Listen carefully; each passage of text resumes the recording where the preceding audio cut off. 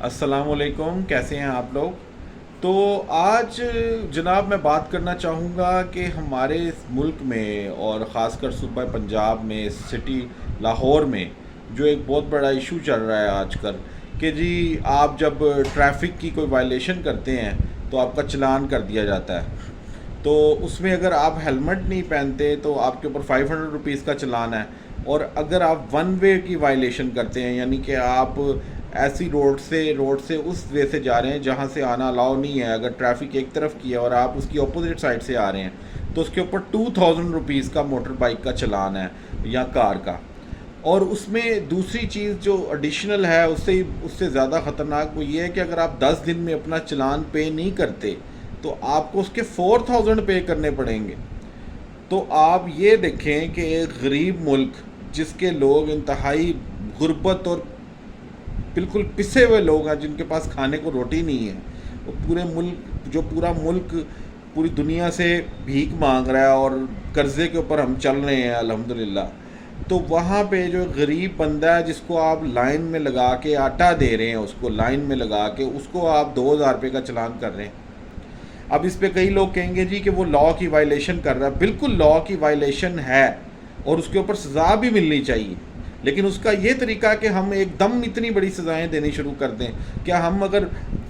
Helmet کا ہم 500 rupees کا چلانا ہے، آپ ون وے کا بھی 500 کا کریں یا 1000 کا کر دیں، اور اگر اس کے بعد آپ نے اس میں جو قانون بنا دیا جی کہ 10 دن میں آپ ڈبل اماؤنٹ کر دیں گے، یعنی کہ آپ 4000 روپے لیں گے، اگر ایک بندہ 30,000 روپے کما رہا ہے وہ 4000 روپے آپ کو دے دے گا، تو اس نے باقی کیا کرنا ہے؟ اور وہ آگے پسا ہوا ہے، اس کو آپ وہ بریڈ اینڈ بٹر تو دے نہیں رہے اس کو۔ تو فلاحی ریاست کا مقصد یہ نہیں ہوتا کہ آپ لوگوں کا استحصال کریں۔ یہ ایک ہائی کورٹ کے ایک چیف جسٹس صاحب نے یہ فیصلہ دیا تھا کہ جی 2000 روپیز کا چلان کیا جائے۔ ان معزز جج صاحب کو ذرا اس پہ ریویو کرنا چاہیے، کیونکہ دیکھیں آپ یا تو ہمارے ملک میں ہم سارے بڑے قانون کے پابند ہوں اور بڑا قانون ہو رہا ہو ہمارے ملک میں، جیسے چوری ڈکیتیاں اور وارداتیں تو ہوتی نہیں ہیں، یہاں پہ آئے دن تو قتل و غارت ہو رہی ہوتی ہے، لوگ مار کے چلے جاتے ہیں، کوئی کسی کو پوچھنے والا نہیں ہے، سالوں انویسٹیگیشن چلتی ہے، لوگ کچہریوں میں قتل ہو جاتے ہیں تو اس کو تو کوئی نہیں پوچھتا۔ تو ایک طرف ہم جو عام پبلک پہ لا لگتا ہے اس کو ہم فوراً نافذ کر رہے ہیں اور بڑی اتنی یکجہتی کے ساتھ کر رہے ہیں جی کہ دنوں کے اندر وہ میرا خیال ہے ہزاروں کے قریب انہوں نے چلان کر دیے ہیں اور وہ اربوں روپیہ اکٹھا کر رہے ہیں۔ تو اس کا مطلب کہیں یہ تو نہیں ہے کہ ہم پروفٹ میکنگ کر رہے ہیں۔ گورنمنٹ کا کام پروفٹ میکنگ نہیں ہے،